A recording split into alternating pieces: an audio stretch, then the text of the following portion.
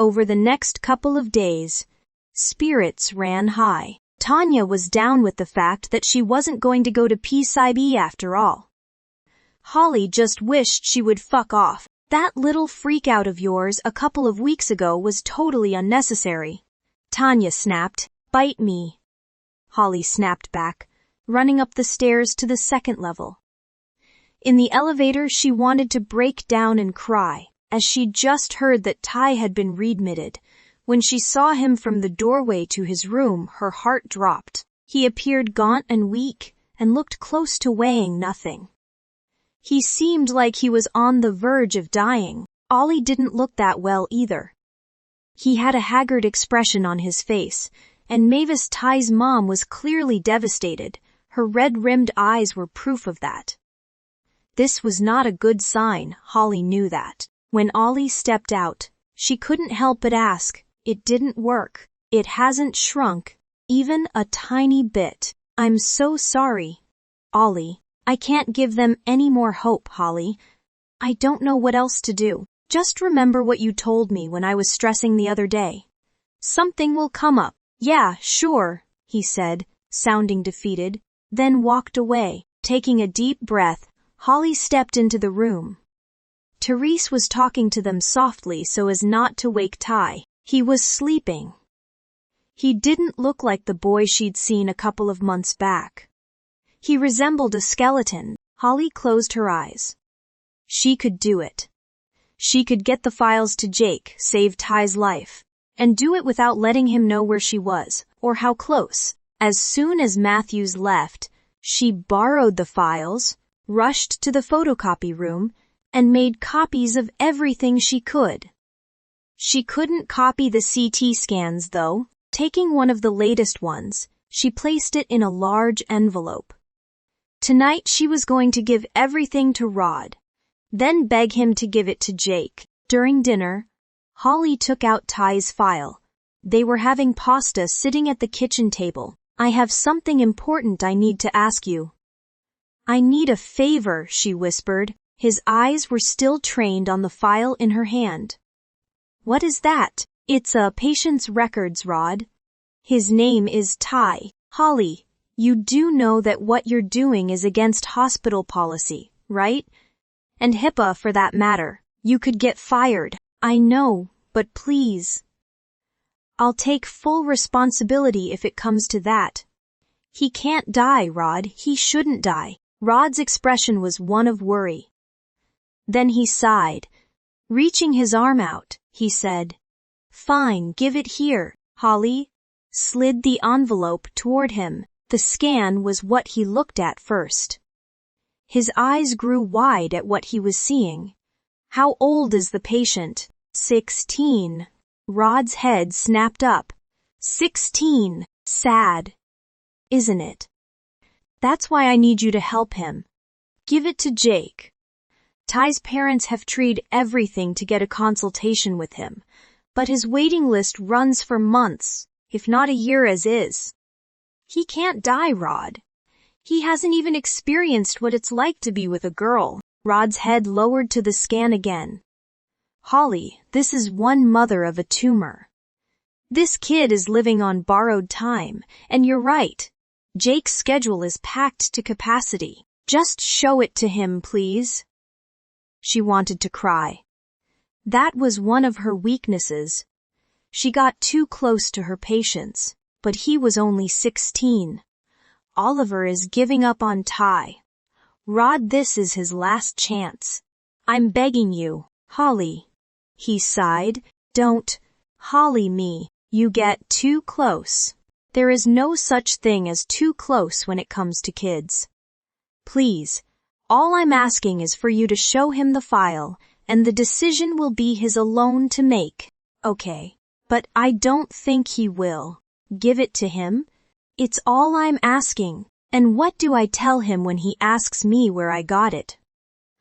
"Holly, it's not just your ass on the line. It's mine, too." She hadn't thought about that. Tears of frustration welled up in her eyes. Ty couldn't he? And if Rod knew the kid like she did, he would agree. "You owe me. Big, you hear?" Jumping up, She flung her arms around Rod's neck. Thank you. And you got it. Whatever you want. Holly struggled to sleep. What if Ty died during the night? Rod had said he was on borrowed time. Her efforts would be for nothing. Work only started at 5 the next afternoon. Holly was off for the day, working a new schedule. Since the Peterses had come on board, she had been on different shifts. Ty had gotten worse. Her thoughts constantly plagued her, with Rod foremost in her mind. Had he given Jake the file? Giving the file to him was one of the hardest things she'd ever done. But in the grand scheme of things, Ollie's refusal to get anywhere near Ty's tumor was unacceptable. As for Jake, he'd proven over and over again that he wasn't the least bit scared to take on the hardest cases. At least, that was what Rod had shared with her. Anyway, it was because of this that he'd gotten the nickname, TBG, short for the brain god. Ty's tumor was a ticking time bomb, which scared the living daylights out of her every time she put her foot in the pediatric ward. All she expected to hear was that Ty had passed on, 2 days inched by excruciatingly slow. But nothing happened. As the elevator doors started opening, she put on her bee antennae. Nurses and doctors alike wore them. They lit up the children's faces. They wore something different every day. Taking a deep breath, Holly stepped out and looked around. No tears were evident on the nurses' faces, always a good sign.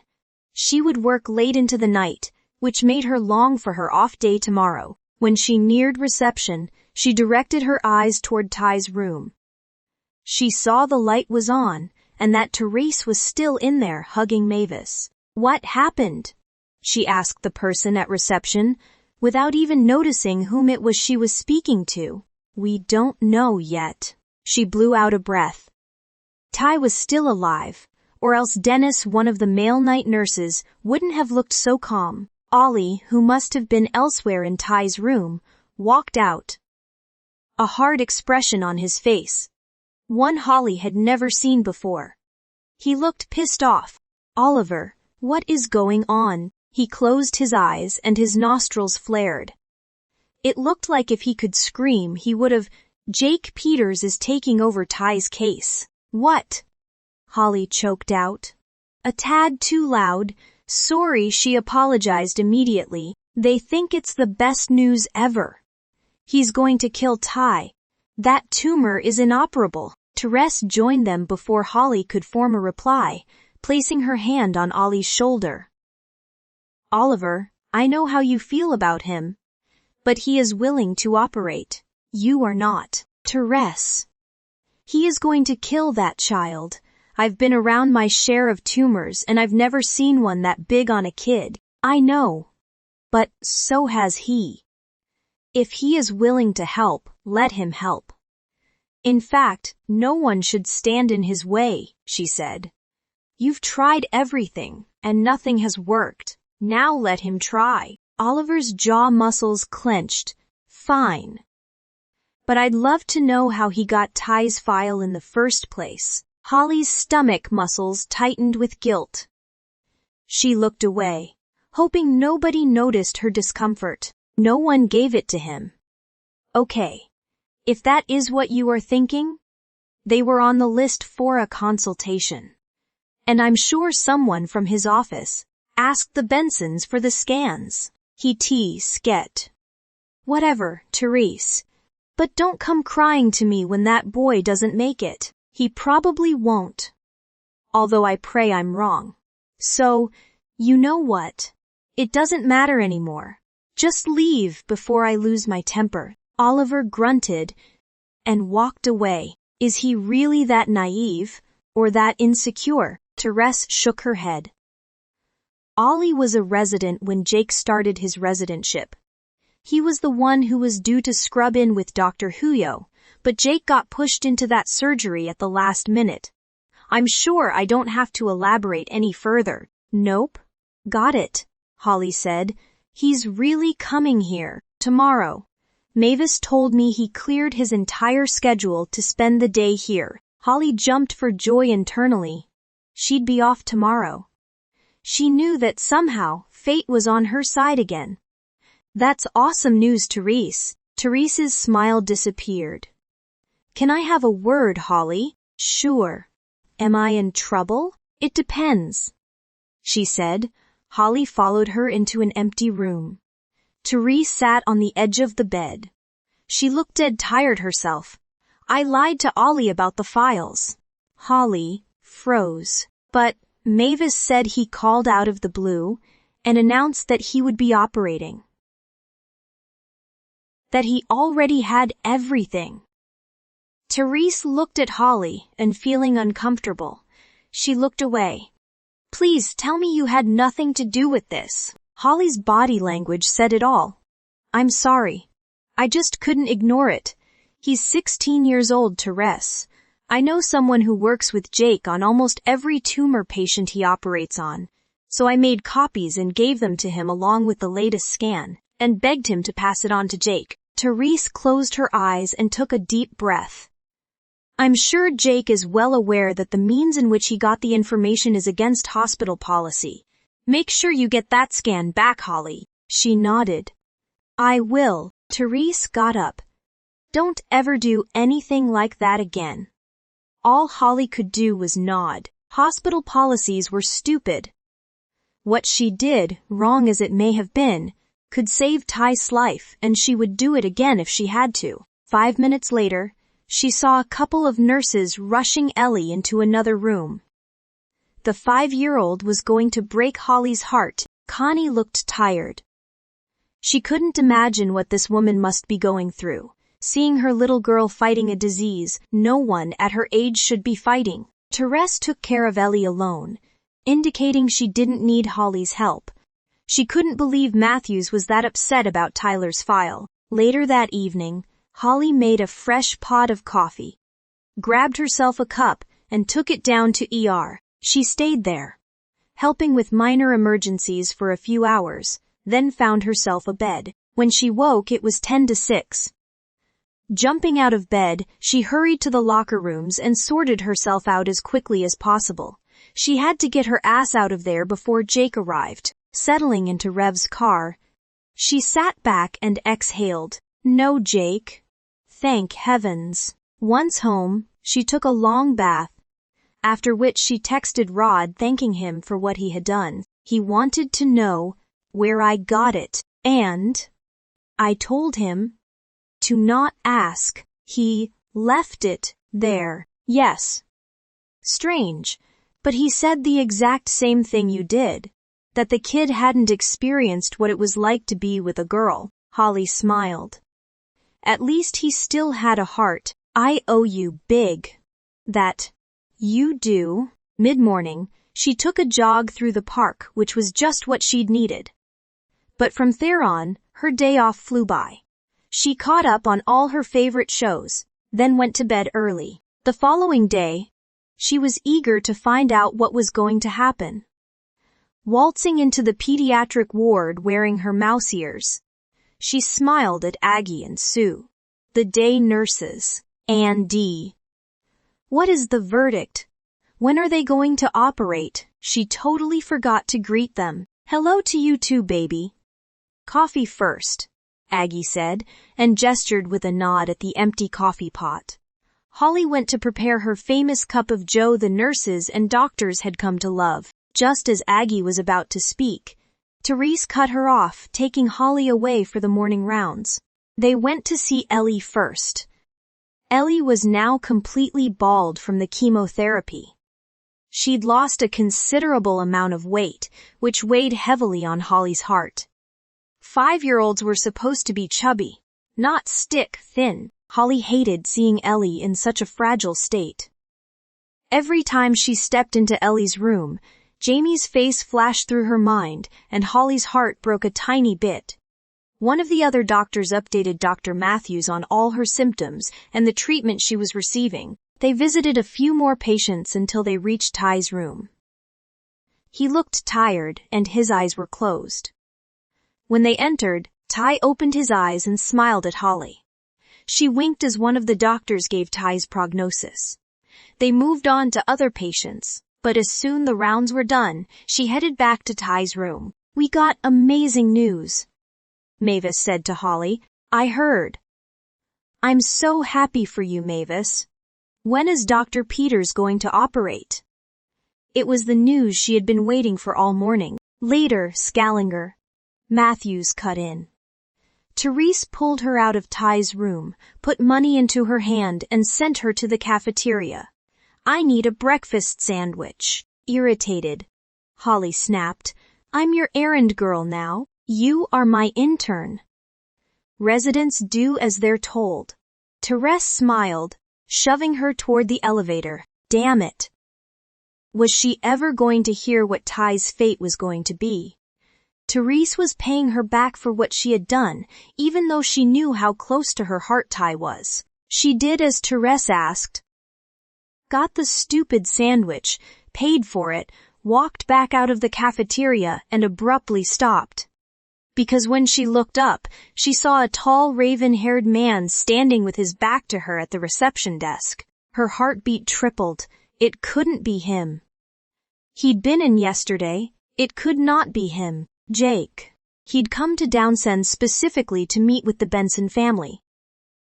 When Jake saw Tyler Benson's scan, he couldn't believe that the boy was only 16. He had a nightmare of a tumor in his head. These types of situations, mostly inoperable tumors, were a dream for him, but a nightmare to most other neurologists. However, he wasn't like other doctors. He'd advanced quickly through his first 4 years well, having done his residentship at PSIE in the first year. In his third year, he'd received the opportunity of a lifetime in China. Dr. Huyo had taken him under his wing, teaching him everything he needed to know about life-threatening tumors. It wasn't easy, as he'd just started dating Kate. He'd told her not to wait for him. But she had. Blair thought a year away from Strawberry Blondes might do the trick. And he'd carried on with his sessions with another counselor. The year under Dr. Huyo's tutelage had put him in a completely different league.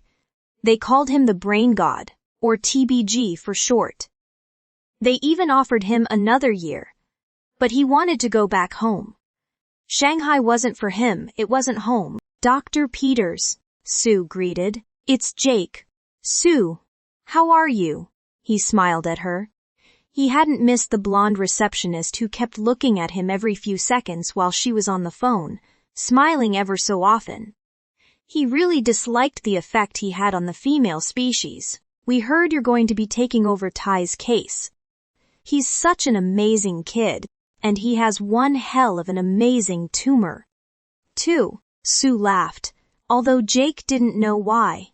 It wasn't funny. "Help! Please help!" a woman's voice shrilled. Jake turned his head in the direction of the shout and saw a flash of strawberry blonde hair already busy assisting the woman's husband.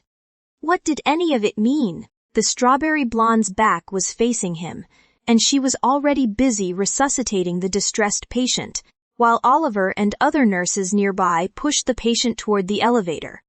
Jake watched them all rushing by. The woman had an ass like a racehorse. Thoughts of Holly jumped into his mind again. "You are getting married." Sue broke into his thoughts. Jake glanced at her and flashed her a grin. "I can still look at what is on the menu. I'm just not allowed to order anything." He watched them disappear into the elevator. Jake winked at Sue, then rushed up the stairs to pediatrics. He'd rushed, because deep down he knew he would have walked over and introduced himself to the blonde. But no, he had to steer clear from her, whoever she was. He was over that, and he wasn't going to hurt Kate like that again. Aggie was the first to greet him when he stepped into the ward. He wrapped his arms around the woman he'd known since he was 5 years old. "Long time no see, baby," she said softly. "You going to save that boy's life?" "I have to. He's only 16, Aggie. Come, let me take you to him," she said. Upon reaching Ty's room, the first thing Jake noticed was that the young man looked dead tired.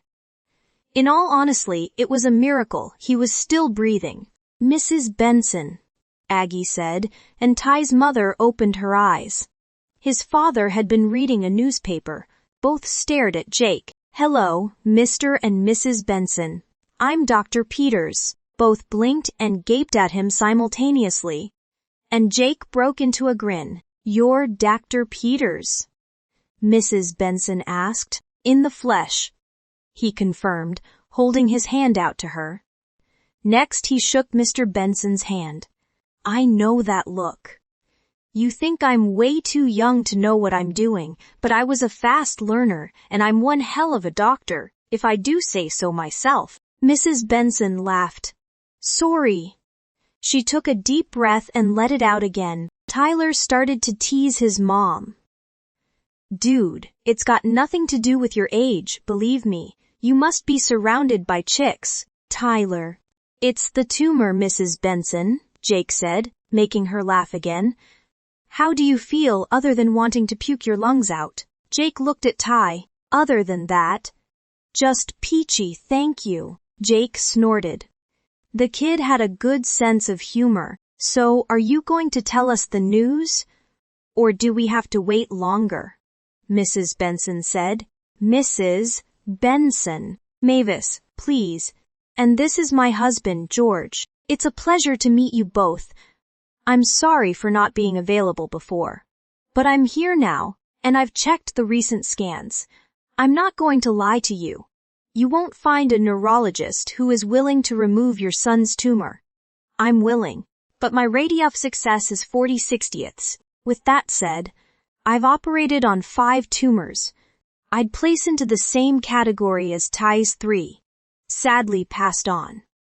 But 2 survived.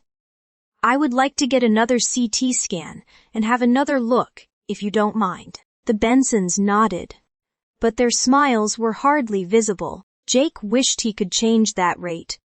But it was what it was. He wasn't going to lie to them. One other thing. Ty is a ticking time bomb. I know it's a hard decision to make, but time is something we don't have. "Do you have children?" "Dr. Peters?" "Jake, please." "And yes, I have a 2-year-old son. I can only imagine what you must be feeling right now." Mavis looked at Tyler. "Don't give me that look, Mom. Let's do this." "Tyler," Mavis warned. "Mom? You heard Dr. Peters." "Jake," Jake repeated. "Jake," Tyler said. "It's a freaking time bomb, please. I just want it out." "What if, Mom? I'm going to die anyway. If you do not do this. It could be 2 weeks. It could be tomorrow. Can I have some time to just think, please?" "Of course. But let me carry on with getting him ready. It will save a lot of time." She nodded. "I'll change her mind, Ty. Don't go dying on me now." Finally, "No more, my man." Jake laughed, wheeling Ty out with him. He could only imagine where that had come from. Ollie was clueless when it came to connecting with teenagers. He spent the entire afternoon running his own tests on Ty. The kid was awesome. He was a fighter. He just needed to relax until the boy's mother was fully on board. He only needed one parent's consent, but he'd be more at ease if both parents trusted him. Jake learned a lot about the kid as they chatted. He'd never had a girlfriend before. Which was sad though not unheard of as everyone dated at their own pace. In T's case, it was because of illness. Jake promised him that soon he'd be able to talk to girls without barfing in their faces. He even told him that he'd give him a crash course, since that was his department. At this bit of information, he could have sworn Ty's eyes lit up. Wherever Rod had gotten his files, it didn't matter anymore. It was cases like T's that had made him want to become a neurologist in the first place. Somewhere at around 4, he took Ty back to his room. "I hope they don't make me wear those stupid ears. Some of them really make the nurses and doctors look super hot." Jake laughed. "You have your eyes on one of them. She's hot as hell and has the most beautiful reddish blonde hair. Is it shoulder length? You saw her?" "Only a glimpse. She's so hot, man. Kinda sweet too." Jake laughed again. But deep down, he couldn't believe that this kid had mentioned Thasami woman. She works in pediatrics. Nodding, Ty said. Really good at it too. Believe me, before her this place was boring as hell. I can only imagine. Jake pushed him into the room. Mavis saw them and smiled at Ty's laughter. So, I have done all I can. The decision lays in your hands now, Mavis. Do I operate, or do I leave it be? Can I sleep on it? Mom, Ty whined. Of course you can. You'll soon realize that I'm really, really good at what I do. Mavis blew out a breath and gave Jake a tight smile. Jake bid his farewell. See you soon, don't say it, or I swear I will find a way to beat you silly, Jake snorted. I'll die before I say it, bye. He walked out and saw the strawberry blonde from this morning, standing with her back to him. She had a pair of mouse ears on and was filling in a chart. He walked up to reception as he had to get his phone. Her hair formed a barrier between them. Aggie, could you do me a favor, please? Aggie looked at the girl, then back at Jake, who was grinning. Sure, Dr. Peters. Could you please phone for an exterminator? We seem to have a lot of rodents here today. Aggie burst out laughing. Hi. And that was all he managed to get out because he was left staring at her retreating figure. She was in a rush, too, skating away on her wheelie shoes. Aggie stared, open-mouthed. How rude, she said, sounding shocked. Jake flashed her a grin. Finally, a strawberry blonde that wasn't interested in meeting him. It was going to be so fucking hard to stay away now. Holly, what is he still doing here? Aggie said something she couldn't make out as she wheeled away. But she didn't care. She prayed that he wouldn't follow her. Why would he follow me anyway? Safely on the stairs, she took a couple deep breaths. Another close call. Jake had been right next to her. So close. She could smell him. And boy did he smell good. His voice had been right by her ear, still so familiar. She hadn't heard his voice in 5 years, and now in the span of a day she'd heard it twice. The last words he ever said to her still rang through her mind every so often. It is what it is. I got to go. Even so, his voice still sent all sorts of crazy tingles up her spine. Holly took another breath and pressed her hand to her chest. Her heart was beating frantically. It had pounded so hard when Jake stood next to her. She was sure he would hear it. She'd never acted like this before. She must have come across as the rudest person ever. She shook her head to clear her mind. Jake deserved her rudeness. After another few deep breaths, she finally left the sanctuary of the stairs and made her way back to the pediatric ward. She spent the rest of the day doing minor things, filling in charts, checking on the patients, and entertaining each of them. Early evening, she caught another glimpse of Jake speaking to Therese. His back to her. She quickly slipped into a patient's room. Why doesn't he leave? Sitting down on the nearest chair, Holly was glad that the boy was sleeping. He wasn't one of Therese's patients. Thoughts raced through her mind, the worst being that Jake might check up on this boy too, only to find her there hiding from him. Finally, she heard Jake saying his goodbyes to everyone. When she was sure he was gone, she slowly walked out of the room to find Therese at reception. Can you file this for me, please? Date night? Holly asked. Go, she smiled, and Therese ran. No running in the hallway, Dr. Matthews. Aggie joked. It was quite funny to see Therese stop running, yet still walk like her ass was on fire. So, macaroon really doesn't do it for you, huh? Aggie asked. Macaroon, Holly repeated, pretending she had no idea who Aggie referred to. Aggie gave her an odd look. Oh, you mean Dr. Peters. She shook her head. You were extremely rude earlier. Yeah. Aggie, if only you knew why. When? Holly played the innocent. He was trying to introduce himself when you ran off like a little mouse who smelled cheese. Holly giggled nervously. Well, I'm a mouse today, so maybe I did. Aggie rolled her eyes, but she was smiling. I'm sure he'll come back. I will apologize. Yeah, like that would ever happen. See you later, Aggie. Picking up the files she needed to take up to the 6th floor, where all the pediatric information was stored, she skated to the elevator, skidding on the wheel at the back of her sneaker. No skidding either, Aggie yelled. You better make it a good apology, Miss Rudy Pants. I was bowled over by your behavior. Holly looked over her shoulder for a split second, just as she was about to round the corner, laughing at Aggie's comment. She crashed hard into someone. Files flew in every direction. Mortified, she started apologizing, bending down to pick up the files. First, you ignore me, and now you want to kill me. What on earth have I ever done to you? Holly's insides froze at the sound of Jake's voice, but her hands continued to grab files without looking at Jake. It's fine. I've got this. You can go, she bit out rudely. Seriously? What is wrong? Holly looked up at him.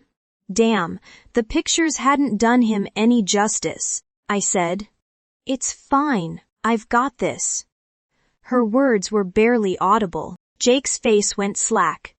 He closed his eyes for a few seconds, then opened them.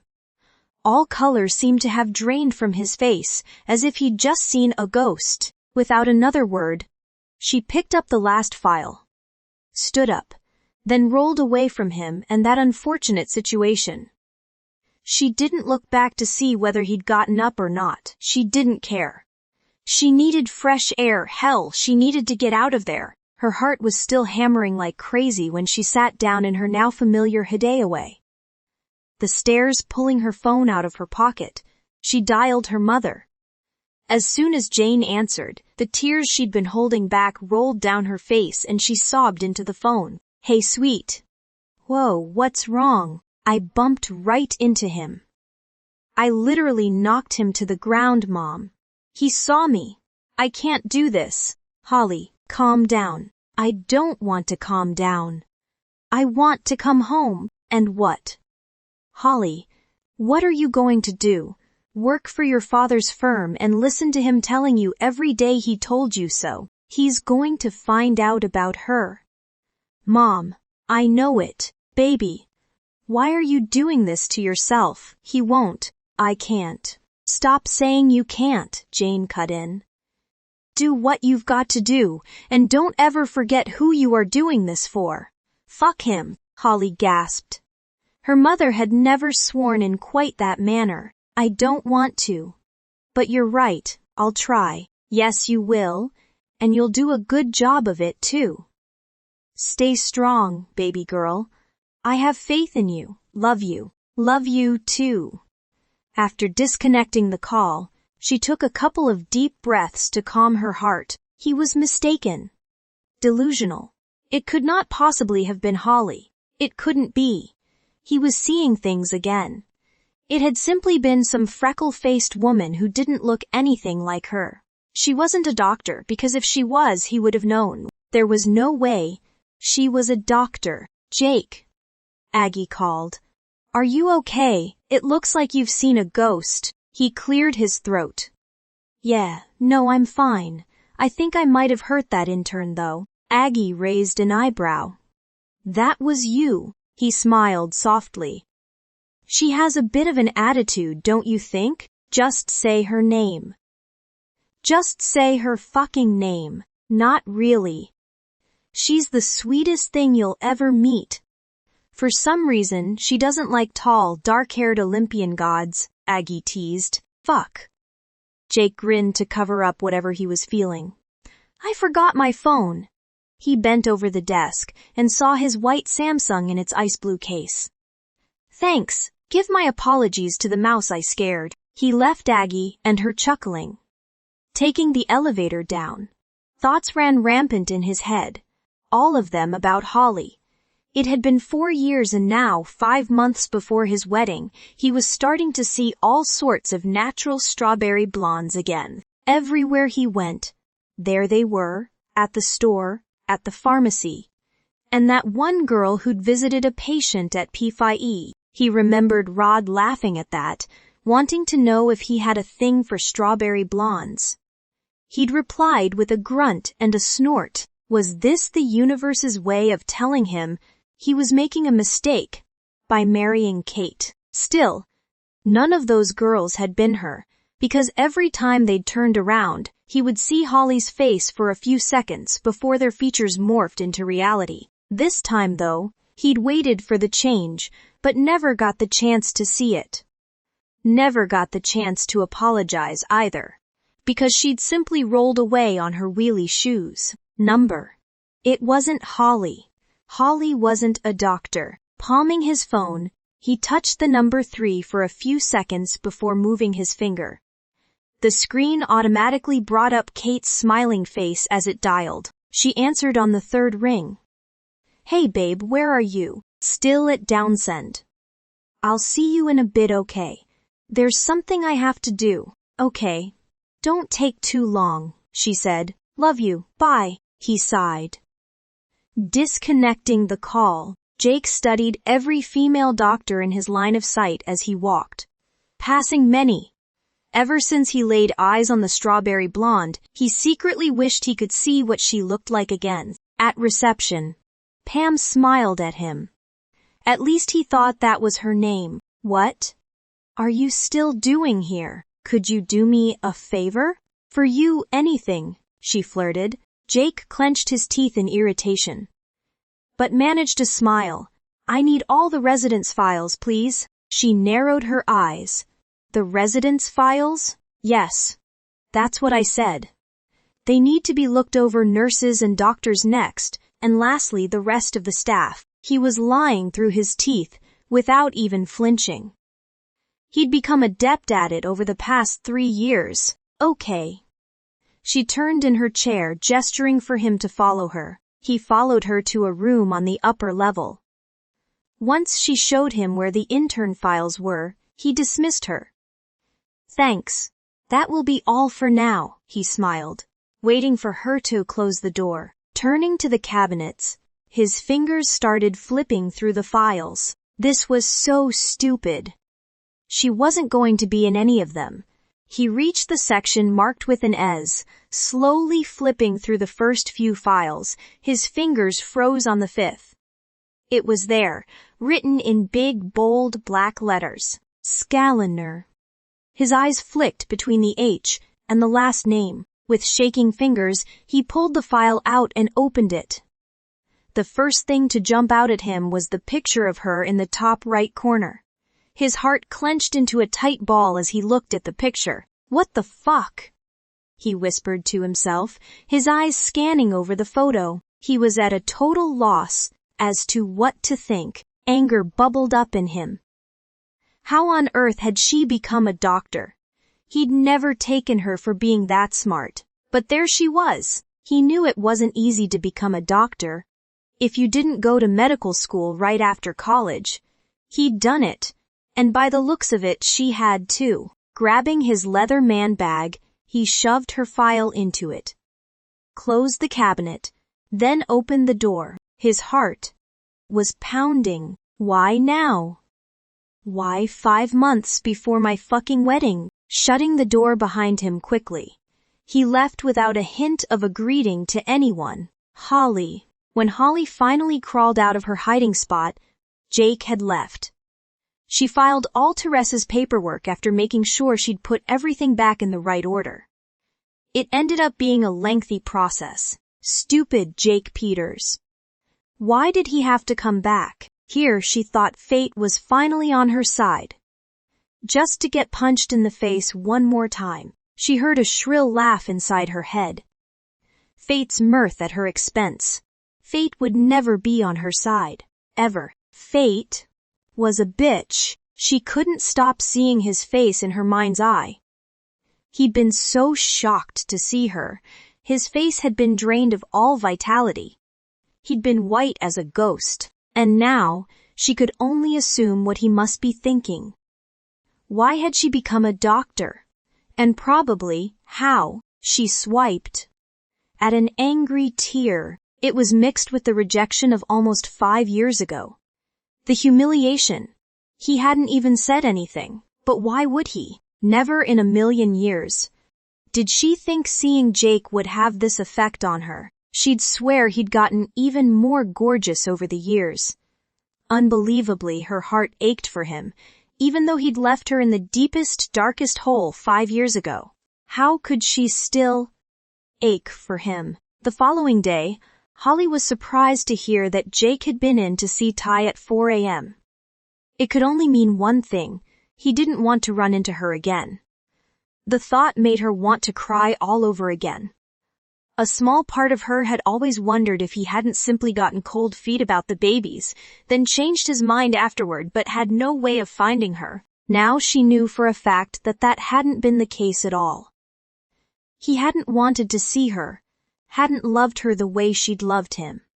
The way she still loved him and always would. Even though he'd never wanted her or their babies. How pathetic was she? He was a fucking asshole who'd thrown them away when they'd needed him the most, and she still loved him. The rest of the week followed the same pattern. Jake only saw Ty when Holly was not around. It was as if he had a crystal ball he peered into, pinpointing exactly where she was at any given time, but whatever. She dealt with it as best she could, and it wasn't nearly as bad as she'd thought. Besides, she didn't really want to see him either. When she slipped into Ty's room one morning, Mavis flung her arms around Holly. "Okay, Belay. We are hugging. Yet I have no idea why." Mavis let her go. She beamed at Holly but with tears in her eyes. "Therese told us what you did. Thank you so much." "She did?" Oh, it was nothing. Really, you should thank my friend. He was the one who handed Ty's file over to Dr. Peters. And him too, of course. I mean, you should thank Dr. Peters. She was rambling. Just don't talk about it ever again. And don't tell anyone. What she'd said wasn't the only reason she didn't want Mavis to talk about it. She didn't want him to know she was behind it. Mavis laughed softly, then pretended to zip her lips closed with her fingers. "He's soyoun though, don't you think?" "He is, but he's 10% of doctors willing to operate. Please don't change your mind now. I live with the friend I just mentioned to you.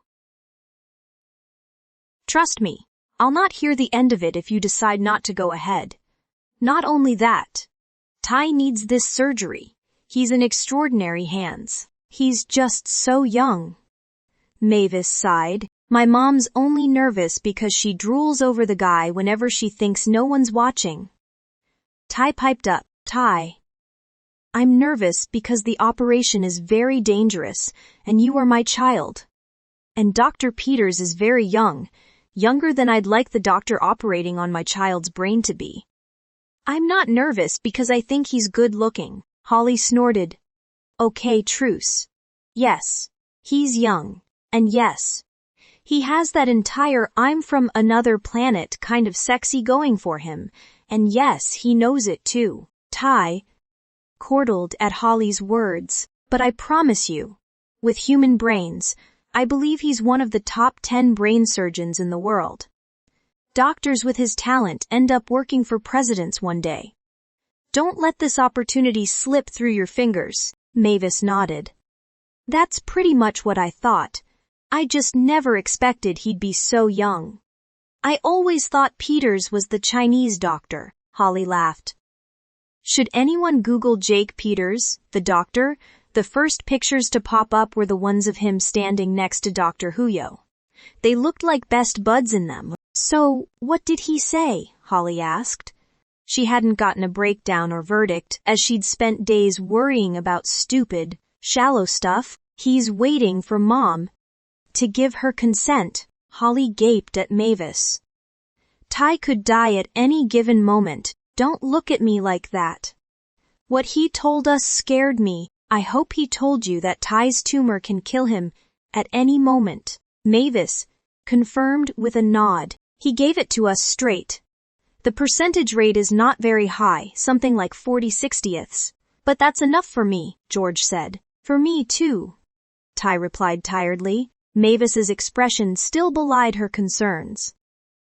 For some reason, she still wasn't convinced. Look, I know it's scary, but Ty is going to die if that tumor isn't removed. Would you rather watch him die knowing you didn't give him that chance? Or watch him die knowing you did and tried everything you possibly could have? That's what he said too. Mavis whispered. I'm sorry. But what is the problem then, Mavis? Ty's on borrowed time, you know that. See this as the last resort. Don't hesitate. But rather, grasp it with both hands. There's a chance he'll make it. Sighing, Mavis finally yielded. Okay, you're right. Stepping forward, she hugged Holly. Thank you. I owe you. You owe me nothing. I'm just thankful I know someone who knows that arrogant jerk, Holly joked, making Ty give another tired laugh. And you, Holly pointed at Ty, breathe. It's all you have to do for the next couple of days. You hear me? Yes, ma'am. On Monday morning, Holly made her way to the pediatrics reception desk.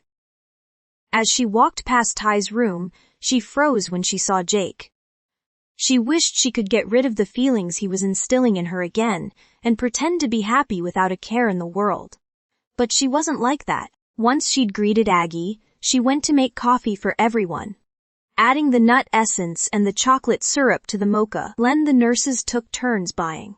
Last month had been vanilla. Ah, the famous coffee. She heard Jake say just as she was finishing. She ignored him. Unless it's going to be thrown at me, may I please have a cup as well? The nurses burst out laughing.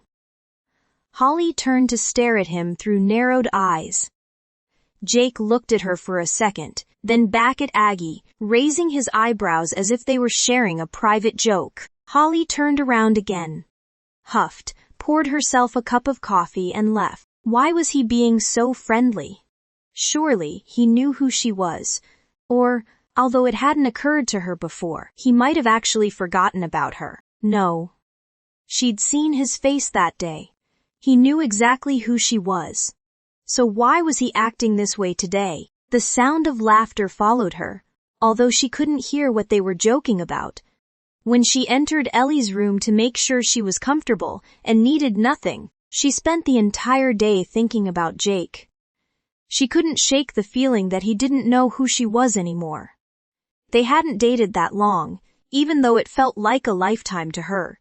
She couldn't have meant that much to him. She phoned her mother again. Hey, babe, hi. Holly sniffed. The fact that he didn't remember her hurt even more. What happened? I don't think he remembers me, Mom. What? He's really friendly, but it doesn't make any sense whatsoever. We didn't date for long, as you know, so it could be that he easily forgot who I was. No, baby. He didn't believe me. He didn't. You always remember the first girl you knocked up. Then, why is he acting like he has no idea who I am? Guilt? Who knows? Just ignore him and don't let this bother you. If that's the truth, he's a bigger scumbag than I thought. Okay. Maybe it's a good thing. It means he will never find out, right? That's the way to look at it. My thoughts are with you, sweetheart. I can only imagine what you are going through. Yeah. I'll get over it, like I get over everything else. That's my girl. Love you. Love you too. Send kisses to my baby girl. She steered clear of Ty's room for the rest of the day, but walked past it late afternoon. A meow escaped from the room, just when she thought she was in the clear from any jokes about her cat ears. She laughed and peeked her head inside. No sign of Jake. What's up? She asked Ty. Miss Kitty Cat. Did I do something wrong? Like what? She gave him a sweet smile. I don't know. You've been ignoring me the entire day. I'm sorry, Ty. I've been busy. You sure about that? B. Puke? She froze. The scumbag did remember her. Huffing, she said. Seriously? The idiot's still here, Mavis and George laughed. He is freaking awesome, Holly, Ty said with a bit more spark. It was so Jake to light fires in people. Haha. Okay.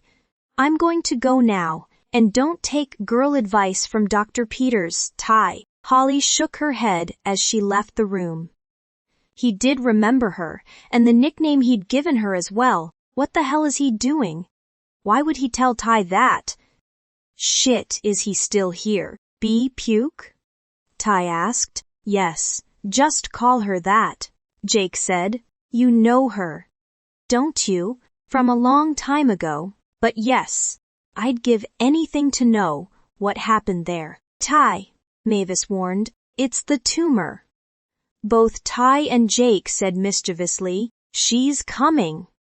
He heard someone calling her, and he lay down on the floor next to the bed just as she passed. Ty meowed. Jake smiled and closed his eyes. The kid was awesome. He couldn't die. Her laughter made his heart clench. What's up? Her voice was light and airy, and Jake got lost in the sound of it as she and Ty spoke to each other. As soon as she was gone, Jake got up off the floor. Dude, she seriously hates you, Ty said. Jake shrugged. I can't think why. They all laughed. Laughter was good for tumors. He wished this one would decide to shrink from all the laughter. Then tomorrow wouldn't be so hard. But this was reality and tumors didn't shrink from fucking laughter. If only. I would love to know why. If you find out, let me know. Wiggling his eyebrows, Jake slipped out of the room. But Holly was Mia again. Holly, skidding to a halt when she reached Rev's car as she'd run from the hospital to avoid Jake. She unlocked the door and threw herself behind the wheel. She hated the nights. Rod worked and she didn't. Their schedule was screwed up. She missed the chats they used to have when they shared an off day. Apart from her mom, he was the only one she could talk to. And she needed him. Needed to talk about the awful feelings in her gut. About what seeing Jake was doing to her mind, although she couldn't mention Jake. He was playing fucking games with her. The engine roared to life as she started the car. Pulling out of the parking bay, she made her way toward the boom. In these 7 months, she'd remembered plenty about Boston. The traffic outside the hospital grounds was jam-packed, which meant the trip home would be a longish one, as well as the wait before she even joined the traffic. She was glad Rev had sorted the radio out with his first paycheck because she needed the distraction. When her turn finally came, she smiled and waved at Christopher, the night guard, as he lifted the boom. Traffic was a bitch, and she'd be lucky if she made it home in time to watch The Real Housewives at 7. She finally understood why Byrne used to love it so much. She'd really become fond of it. Over the past few years, crawling along, she bet some idiot either had a breakdown or caused an accident. The radio blared while she watched the time every so often. 15 minutes later, she'd barely gotten a mile away from Downsend. Little by little, she inched forward until she drove by the problem. A collision. She followed a big-ass black SUV into a turn-off lane. If anyone else was going to bump someone, it would be this SUV, driving behind it. She was protected, considering she was in a tiny Golf. As the light was red, traffic was stopped once again. She smiled when she noticed the SUV's license plate. The Beast. The traffic light changed to green, and everyone drove off except the SUV. Ugh, come on. Holly honked the horn, and she wasn't the only one. A couple cars behind her managed to get a gap into the other lane, whooshing past her to pull in front of the SUV, honking once again at the driver. Frustratingly, the light turned red again. She hadn't moved at all. Stupid SUV, she grunted. Some people just didn't know how to drive. The person in the SUV turned up the music. That confirmed her suspicions. It was definitely a chick because of the song choice. Listening to the words, she couldn't help but roll her eyes up to the sky. Seriously? A little break, please, she begged. She hated that song. It was funny how the characters portrayed in books and in songs didn't exist. This particular song had played in the movie Pretty Woman, called King of Wishful Thinking. I'll get over you. I know I will. She found herself singing the chorus, which was something that always happened. No matter how much you hated a song, the light turned green again. Yet the SUV didn't move an inch. What the fuck was going on? She blasted the horn again, but got no reaction from the driver. Turning on her indicator, she managed to find a gap and pulled out.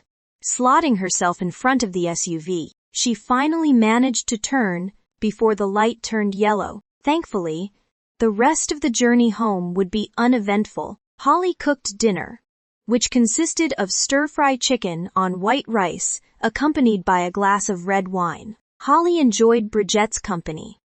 She wasn't a giddy and giggly kind of girl, and her head was screwed on right, although she liked going to a bar on Thursdays. Holly had caught her coming out of Rev's room a couple of times in the mornings. But other than that, she was the nicest out of the lot of them. Julia, as usual, sulked throughout the entire meal because Macaroon had spent the entire day at Downsend. She hated Julia for her obsessive crush on Jake. He was the highlight of her day. And when she didn't see him, she would sulk. It was so pathetic. Holly could puke. After dinner, Holly ended up doing the dishes as well. It would take a miracle for someone other than Rodney, or herself, to do them, and she refused to live in a pigsty, satisfied she'd cleaned up to her liking. She took a long bath and had a second glass of wine before calling Jamie. Hi, Mommy. Jamie squealed down the line. Hi, baby. Do you miss me? Always. Jamie said. I miss you too.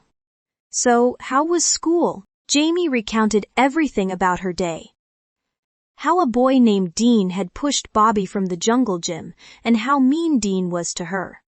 But that Nana thought Dean and Bobby both had a crush on her. Holly laughed, because the way she'd said it was cute. The ache of missing her daughter pooled in her belly and pierced her heart. She wanted Jamie here with her, but bringing Jamie to Boston was out of the question. Especially now. She couldn't take that chance now that Jake was constantly in and out of Downsend. It would be a catastrophe. After listening to a few more silly stories, they said their goodbyes, making kissing noises over the phone, before Jane came on the line. Hello, sweetheart. What's new with you? Nothing much. The idiot remembers me, Holly said. He spoke to you. No. But he told a patient what to call me. A stupid name he had for me back then. Jane remained quiet for a few seconds. What name did the patient call you? You know which name. The honey one. Jane laughed. Puke? Yes. That one. He is driving me insane, Mom. Why is he doing this? Oh, baby. I wish I knew. But be careful. If he's being friendly, it could only mean one thing. Please share. As I'm clearly the only stupid idiot who doesn't know. You are so naive when it comes to men. He's clearly not done with you, Holly. Oh, please. He's getting married. Well, that certainly didn't stop your father. She winced. So what you're trying to say is that he just didn't want the girls. She knew it sounded stupid even as she said it. It could be. Just don't give in to him. Mom.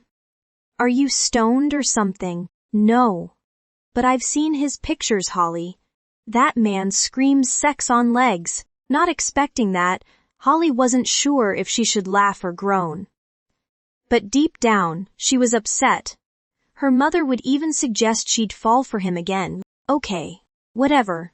I've got to go. Are you upset with me? Mom. I'm tired, and yes, I'm a little bit upset. I can't believe you would think that of me. He threw us away when we needed him the most. Okay.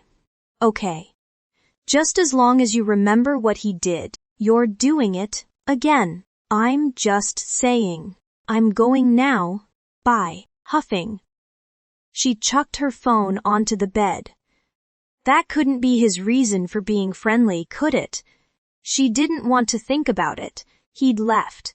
And that was what she should never forget. Climbing into bed, she tried not to think any more about Jake and his hidden agenda, so she forced her thoughts to Ty and his surgery the next day. Her thoughts veered to Jamie. She really wished she could have her by her side, but it was a wish that couldn't be fulfilled. Jake could never find out about her. She groaned as thoughts of Jake invaded her mind again. Angry with herself, Holly pulled the covers over her head and thought about the color black until she fell asleep. It was D-Day. Holly prepped Ty for surgery.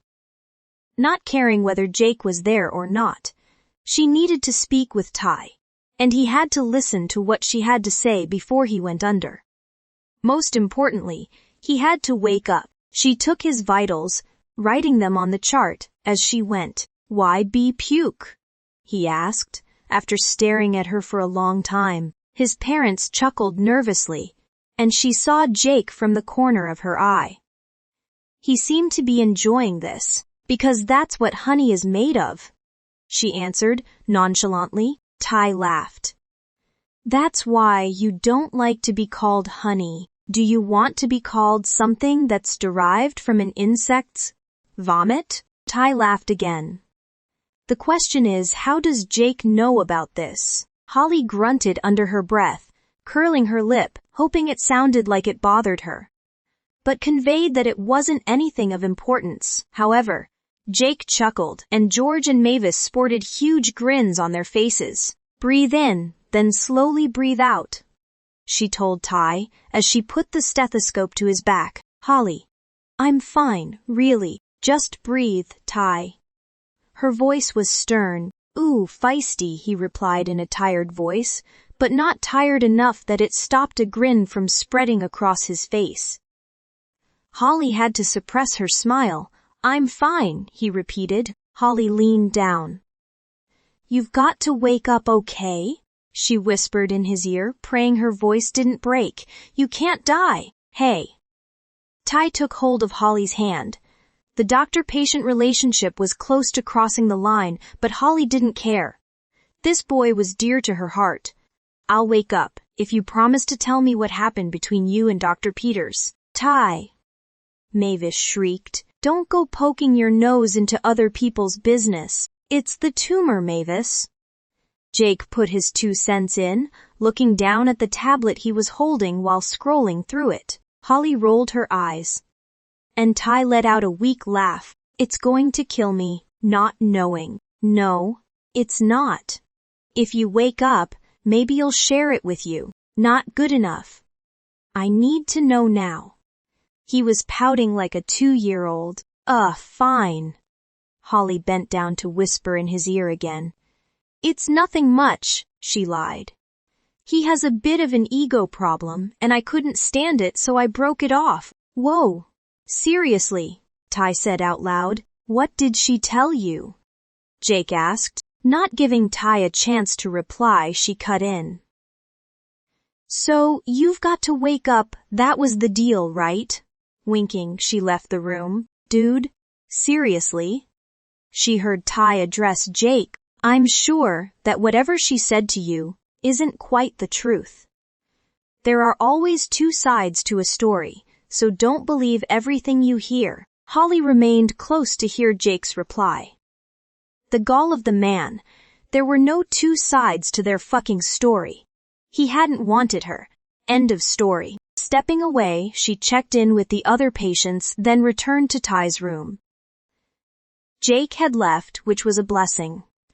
Unfortunately, she hadn't been lucky enough to scrub in with Therese. Even if Therese had offered it, she doubted she would have taken it today. Desire was scrubbing in with Jake. Not that she was crazy about neurology, rather, it was more of a Jake thing. Holly made the decision to wait with Ty's parents. They needed reassurance during the critical surgery. There was no doubt that the surgery would be a long one. They were looking at 12 hours maximum. Hopefully, when Jake was done, Ty would be able to function as a normal teenager should. Ty was taken to surgery at midday. Jake was already in the OR. Getting everything ready, she liked that he took the time to prep the OR himself. Remember our deal. I will. You've got to wake up, Ty. Don't worry, Holly, he said, winking. If you don't, I will Ouija your butt back, even if it's against my religion, you hear. He laughed. I wouldn't mind. She gave him a playful smack on the arm. Not what I want to hear. I will become your worst nightmare. Okay, got it. He rolled his eyes. Both of his parents bent over his to kiss him. A lump formed in Holly's throat, and tears glistened in her eyes as Mavis spoke to her son softly, kissing him over and over. Holly was familiar with the doubt and the hope she was sure Ty's parents were feeling. She knew they were battling to hold on to hope more than doubt. She knew they were battling to fight down the fear that lodged itself inside their hearts. Fear that this would be the last time they heard his voice. Fear that if they allowed themselves to hold on to hope, that it wouldn't be enough. She knew the guilt was already building up inside them. Any parent felt guilty once they made peace with the fact that death was waiting to take their child away. She knew it deep down in her bones, that they were fighting to believe their child would make it. They'd be devastated if their hope, their belief, their faith wasn't strong enough. She knew they already felt ruined, even as they grasped on to their hope with tight fingers. Yes. Holly knew exactly what Ty's parents were going through. George was next. Ty and his father did something weird with their hands, which could have been a secret handshake perhaps. Ty was their only child. Holly had prayed every night for him. He had to hold on. They had to make it through this. Let's go. Puke, Ty called. Hey, watch it. Ty laughed, shaking her head. Holly and one of the male or nurses wheeled him through the door. I'll see you in a bit, Holly said, over her shoulder to Ty's parents, before continuing to wheel him in the direction of or two, where Jake and Therese were waiting. You ready? She asked him as they got closer. Ready, as I'll ever be, I guess. When they reached the theater doors, Holly said, This is as far as I go. Bending down, she repeated, Just wake up, Ty. It's all you have to do. You got it. Puke. Everyone laughed, but Holly just smiled at him. You're not scrubbing in today. She heard Jake ask. No, she replied, without looking at him. Just take care of him, please. Yes, Mother. Jake teased, making Ty laugh. Holly rolled her eyes and left. 5 years ago, she would have told him exactly what she would have done to him if she was his mother. Now, she wanted to speak to him as little as possible. Why he was even bothering to joke with her was beyond her. It just didn't make any sense whatsoever. Going in search of Mavis and George, she found them exactly where she thought they'd be. In the waiting area. Both had red-rimmed eyes, the worry evident on their faces. Holly wrapped her arms around Mavis, squeezing tight. He's in good hands. Is he? Mavis was still in doubt. I told you before. There is no doctor like Jake Peters when it comes to tumors, Holly reiterated. Mavis nodded. But what if? Shh. What ifs don't exist. Okay. I learned that the hard way. We just wait. Holly hugged her again when Mavis started to cry. And pray like you've never prayed before. Mavis, believe me, it does help a lot. Even if he is angry with me, I've learned that God isn't the one who's angry with us. It's the other way around. He's waiting for you to speak to him, Mavis. Today is the perfect time to do that. She smiled. Thank you, Holly. You are welcome. Besides, Jake knows if he messes this one up, he will not live to perform another. That made both Mavis and George laugh half-heartedly, and Holly was glad she had managed to give them a bit of laughter. Amid their anxiety, Holly's beeper went off and she stood up reluctantly. "I've got to go, but I promise I'll be back to check on you soon." "Thank you," said Mavis. Holly started running in the direction of the children's ward.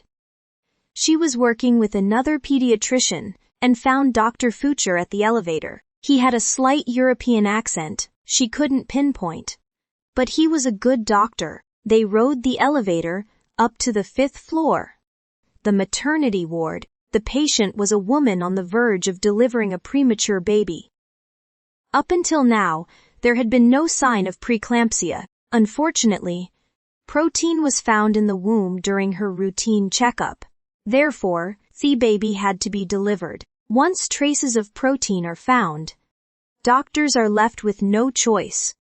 Adding to this, the baby's lungs weren't strong enough. In most cases, preeclampsia developed without any form of a hint or sign. Thanks to Gus, Jake's father, the miracle drug he created worked wonders for women who were diagnosed early. These women ended up having normal pregnancies.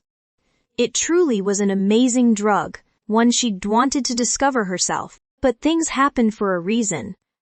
Otherwise, she would have never fallen in love with cardiology and now pediatrics.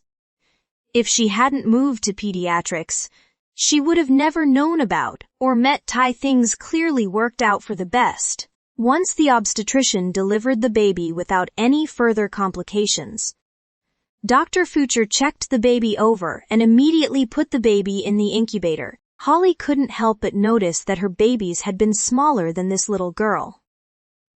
The father stood right behind Holly as Dr. Fucher and one of the nurses pushed the incubator out of the room. It was critical to get the infant to the NICU, the neonatal intensive care unit, as soon as possible. Facing the father, Holly said, "I know how you feel." He looked to be in his late 20s, around her age.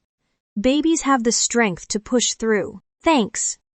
We've waited a long time for her," he said. Holly led the father to the NICU, where 2 babies were sleeping. The parents of the one baby boy looked at the new patient, then at her father, giving him a look filled with compassion. Dr. Fucher ordered a breakdown list to the nurses. Holly helped with getting the teensai patient as stable as possible. She had breathing difficulties. A fat tube would be inserted into her mouth until she was able to breathe easily on her own. Life wasn't fair. There was nothing sadder than having to watch a baby struggle, spending every second of its short life trying to survive. The dad started to weep. "You should go to your wife. We have her covered," Holly reassured him. "This is a no-crying zone. These babies soak up emotions like a sponge, and your tears won't help her." Nodding, he looked at the nurse who'd taken him by the arm so she could lead him out of the room. He stood at the window for a while, watching them work on his daughter. Holly's heart broke at the sight. Her emotions ran rampant. He was doing what her baby's father hadn't done. She glanced at the mother of the little boy, who was doing amazingly well. She assisted Dr. Fucher with the girl they'd brought in. And a few minutes later, the fragile baby looked like a robot with numerous tubes protruding from her little body. Of course, her heart rate was nothing like a healthy newborn's. "I'll stay with her for a couple of hours. If you could take over the night shift, that would be excellent." "No problem," Holly said to Dr. Fucher, following the doctor to where the father lingered. She listened to everything he said to the man. The familiarity was eerie. It reminded Holly of what Frank had told her when her twins were born. Holly asked one of the nurses to get him a cup of coffee. She'd take him to see his wife, then accompany him to the waiting room as she needed to check up on Mavis and George. The surgery had been underway for over an hour already. But there were still no updates. Not that updates would be given so early into the surgery. Anything could happen. Jake had insisted there be no updates until the surgery was at least halfway through. That was yet another thing Holly liked about him. Damn it. He reminded her so much of the old Jake, the one she still loved but no longer existed. The one she ached for. The one she would always ache for. Surprisingly, just over 2 hours later, Desire came to give them an update. So far, everything seemed to be going well, even though there was still a lot of work to be done. That scrap of information helped calm the Bensons a little. The day dragged like no other. Holly tried to do her work as best as she could, but it was difficult with all the things on her mind. Toward late afternoon, she received a message from Rodney, asking how everything was going. Holly updated him, glad that the surgery was by now halfway through. Ty was still hanging in there, a good sign. When 9:30 rolled around, Holly excused herself from the waiting room where she'd gone to check up on Ty's parents again, saying to the Bensons, "Please could you ask someone to come to the NICU if there's any further news? I'm so sorry I have to go, but there's a tiny newborn I need to check up on. She's fighting for her life. Oh, Lord, how awful. I hope she makes it. Go, Holly, and will do. Thanks, Mavis. Good luck." Both nodded. Holly made her way to the 5th floor. She loved babies. But this situation was bringing up serious memories she didn't want to think about. The father, who'd left after only a few sips of his coffee, was back in the ward, sitting in a chair he'd placed right next to his daughter. He looked tired, like he hadn't slept for days. When she questioned him, he confirmed her suspicions. To be at his wife's and baby's side, he'd had to work double time. Holly suggested he go home, but he refused, which she'd expected anyway. A nurse convinced him to go have a lie down in one of the on-call rooms, with the promise that if anything happened, they'd call him immediately. Holly took the seat he'd just vacated. Picking up a nursery rhyme book, she read to the little one in the softest tone she could muster, smiling sadly to herself. She remembered when her dad read Sam, I am to both Romalia and Jamie. She continued reading until the door of the NICU swung inward. Glancing up from the book, she saw Jake standing in the doorway. He's in ICU. I managed to remove about 70% of the tumor. The rest hopefully will decrease with radiation. She sputtered in shock. What are you doing here? You asked Mavis to have someone come and give you an update. I meant Desire or one of the others. Holly smiled and shook her head. What the hell? Yeah, well, I had nothing to do, so here I am. What's wrong with the baby? She's premature. They discovered protein in the mother's womb at her routine checkup today. I get to babysit. Jake chuckled softly, then stepped closer. Not what she was hoping for at all. He bent down and placed his hand on the incubator while looking at the baby. She's so small. Yeah. That is what a preemie looks like. Haha, Miss Sarcasm.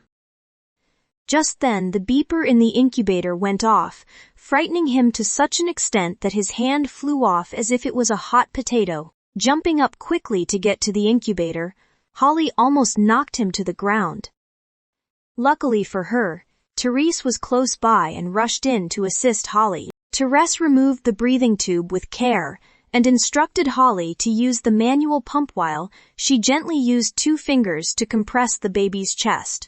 When everything was stable, Therese reinserted the breathing tube, and the baby started making funny soft moaning noises that reminded her of a goat. She needs TLC, Therese said, but it hasn't been 24 hours. She still needs it, Holly. Okay. Let me go wake up her dad. Jake's here. He can do it. He's got nothing else to do while Ty is still asleep, and I'm sure he won't mind, will you, Jake? Beside herself, she gave Therese a look that said, Please don't do this to me. I'm begging you, but Therese was none the wiser. I'm not sure about that, Holly said, her voice breaking, which she hated. She noticed Therese looking over her shoulder at Jake, waiting for his reply. Ignoring what Holly said completely, What do you want me to do? Jake just had to go and do the opposite of what Holly wanted.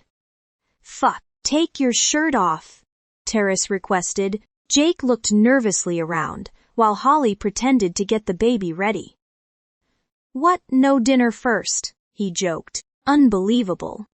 But Holly still had to fight to keep herself from grinning. Jake, this is not a joke. The newborn needs skin-to-skin contact. Terrace was adamant. Jake pulled his shirt over his head. Thank heavens. She wasn't looking because her gasp of remembrance, and she would gasp would probably make him gloat or something. Now I can understand why all the women go gaga around you. Terrace just had to say something like that. But Holly refused to turn. She didn't need any reminders. From the corner of her eye, she saw Jake being pushed into the chair. He was chuckling. Thankfully, Therese was blocking her face from his view. She could feel her face burning with anger as hot flashes rushed over her body. Here he was, quite content with doing Therese's bidding, when he'd left her when she'd needed him the most. Hold it together, Holly. Don't cry. Please, tears. Stay away for a while longer, she begged in her head, picking up the infant's fragile body. She took extra care in making sure that all her tubes didn't become twisted. She was so tiny, she fit into one of her hands. The diaper almost fell off as she moved her gently over to where Jake was sitting, in the chair, shirtless. Do not cry. You can do this. She placed the baby gently into his waiting arms, which were like 2 tree trunks. Shit, she is really small, he whispered, looking clueless as to how he should hold her. Just relax your arms, Holly advised. She won't break. She watched him for a short few seconds, then concentrated on the patient again, placing her in just the right position so that her entire body touched his. What a beautiful picture that makes, said Therese in awe. Holly smiled. But the tears were close. All the beautiful picture did was remind her of a time when he hadn't been there. A time he should have been there. She hated him. No, she loathed him. Loathing was stronger than hatred. Would you excuse me for a second? I need to check on a patient. Tears glistened in her eyes. Therese noticed. She tilted her head to one side, her expression pensive. Sure, she replied, nodding her thanks. Holly hurried out, while Jake sat all content with a baby in his arms. A baby who wasn't even his, finding the nearest room she could slip into. She did so, and let the tears run freely down her face. She'd thought her anger at Jake had lessened over the years, that it had just settled into worry over what he would do if he ever found out about Jamie. But right now, the rage she'd felt for him 5 years ago boiled up inside her and threatened to spill over. She couldn't believe he was in the NICU right now, cuddling a tiny premature baby. A stranger's baby at that, without a care in the world. She was furious at him. How did he see her again for the first time in years with such ease? She was beginning to hate this case, but only because she didn't believe this would be the last time Jake would make an appearance, especially not after what he was experiencing now. It was all her fault. Really, she'd wanted an update. She just hadn't wanted one from Jake. What was done was done. When she returned to the NICU, the baby was back in her incubator, and Jake was gone. You okay? Terrace's voice came from where she was sitting. Yeah, I'm fine. I just had to get out of here. Therese nodded. You know Jake, don't you? It was all a long time ago. A very brief encounter. We didn't know each other that long. Still, I can see that it upsets you whenever he's around you. I'm sorry, Holly. I wished I'd picked up on it sooner. I feel like an idiot. Not your fault. I'll be fine. Therese left it there. Accepting what Holly said, Holly left the NICU a few hours later. But when she returned 2 hours later, the baby's father was there. Dr. Future joined them not long after, pleased that she'd pulled through the first and most critical few hours. As for her, she wished she could get the image of Jake holding the baby out of her head.